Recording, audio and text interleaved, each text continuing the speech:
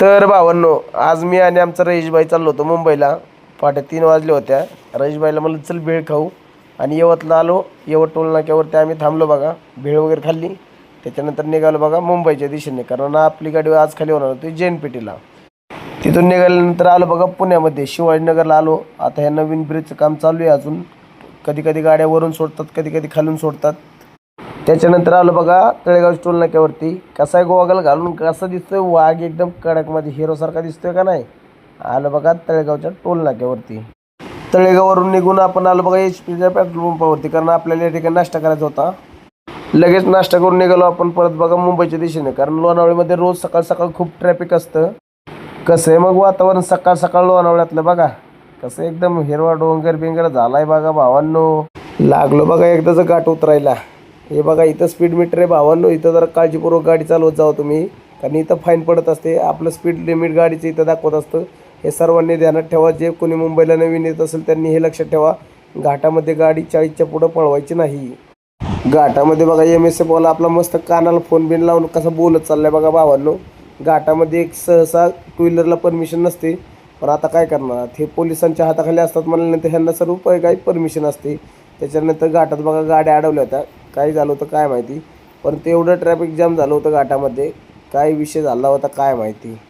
नजर जाईल तिथं पण फक्त गाड्या दिसतात आहे बघा मित्रांनो. आणि पूर्ण घाट खालून जाम आहे. एवढ्या सकाळ सकाळ 9 वाजलेत तरी एकदाचं बघा ट्रॅफिक सुटलं आणि निघालं बघा परत मुंबईच्या दिशेने, कारण खूप वेळ झालं. एक अर्धा एक तास या ठिकाणी गाड्या अडकल्या होत्या. पुढे येऊन बघतो तर काही माझ्या पण लाईनला खूप गाड्या होत्या, कारण घाट उतरायला पण आणि चढायला पण खूप जाम होता. घाटामध्ये सगळीकडे असे अर्धा 1 किलोमीटरला असे कॅमेरे लावलेले आहेत बघा मित्रांनो, कारण या ठिकाणाहून आपल्या गाडी एकदम सावकाश घ्यावी लागते. ना लेफ्ट ना राईट काय नाही, एक पट्टा धरून चालवायचा. जर चुकीत घावला तर लगेच फाईनचा मेसेज पडतो. आलो बघा एकदाचा घाट उतरून मित्रांनो. घाट चढण्यासाठी खालापूर टोल नाक्याच्या पाठीमागून लाईन लागले होते मित्रांनो. एकदा सगळा घाट बीट टोल नाका वगैरे पास करून निघालो बघा मुंबईला. कसं वातावरण झालं बघा, सकाळ सकाळ गाडीला आपल्या धनवर कशी सजवली बघा.